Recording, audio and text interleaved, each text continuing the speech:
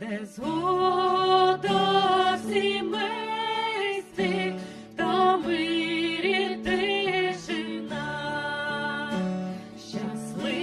Щасливі там люди, блаженна сторона, і Бог благословляє, добро їм посилає, і з ними він живе, і щастя їм дає, і Бог благословляє,